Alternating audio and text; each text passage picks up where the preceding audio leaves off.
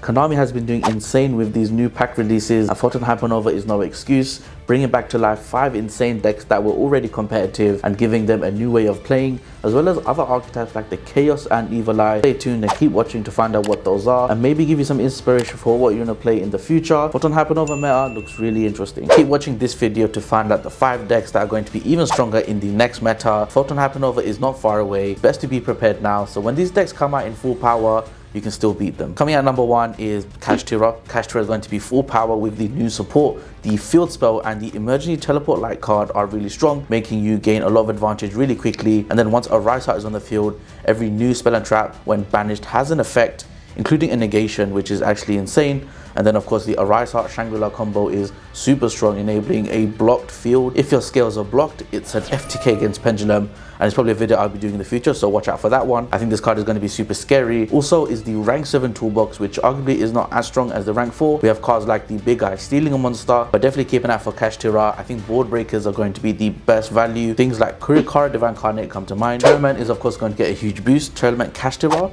a searchable Tearlament that can special summon itself and has great value. It's able to mill cards from the opponent's deck and your deck, and also banish cards, and it's just another strong card and a Tearlament name that they can now summon and have that Kashtira Tearlament synergy, so they can end their board on something crazy like a Sprite Elf with a Kit Kalos or a Kaleido Heart with a Sulliak, and then also the Arise Heart. So in the mirror match, whoever goes first really will win the game, because they can summon a Rise Heart. Kashtira Tearlament, we've seen in the OCG, has kept the deck very relevant. You can get a glimpse of what's going to happen in the TCG, so definitely don't think that Tearlament is going to go away anytime soon. It's definitely going to stick around. It's going to be one of the best decks. Sprite Gishki is a good twist on the Sprite archetype and the Gishki one, of course abusing the non-once per turn on a lot of the Gishki monsters that are level 2, and the new ever Gishki Ritual monster. This card is insane. It's a monster effect negation. If you have more than one copy of this card on the field, you can activate it more than once because it's a soft once per turn, which means you can have a lot of negations on the board and making Sprite even more scary. Just imagine a board with the Sprite Double Cross, Sprite Elf, a Sprite Sprint,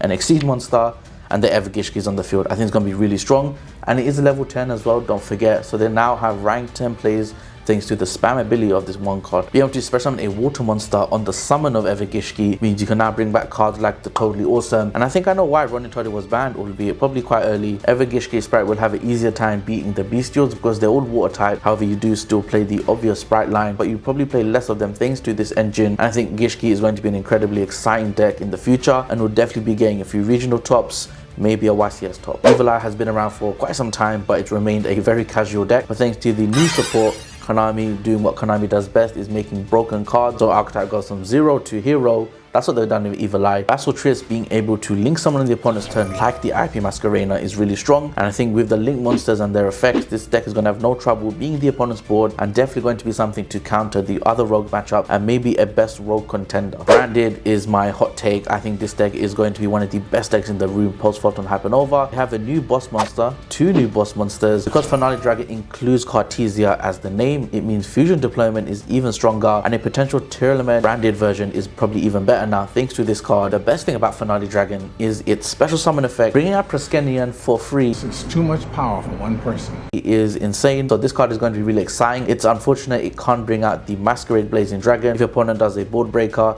you can chain the Finale Dragon, bring out the Curtis, and Curtis, when they leave the field by card effect, special summons full of Albaz or a Despia monster.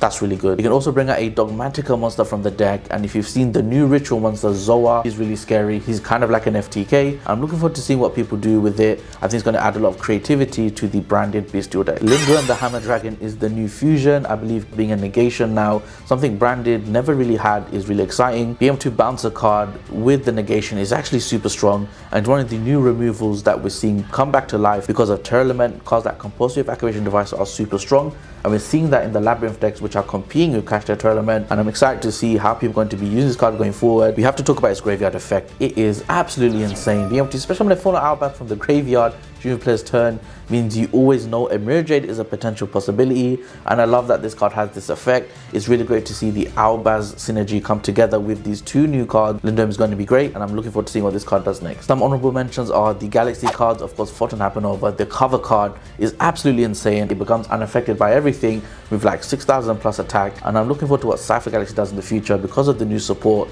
which is actually really good. Now I've talked about 5 decks that are going to have a crazy impact in the next meta, but what do do you think are going to be even crazier when the new support drops? There are some really good chaos cards which I didn't get to mention, and I'm excited to see what Konami does with those. If you liked the video, make sure to drop a like, comment and subscribe. I'm going to be doing more videos like these. That being said guys, thank you so much for watching, and I'll catch you guys in the next one.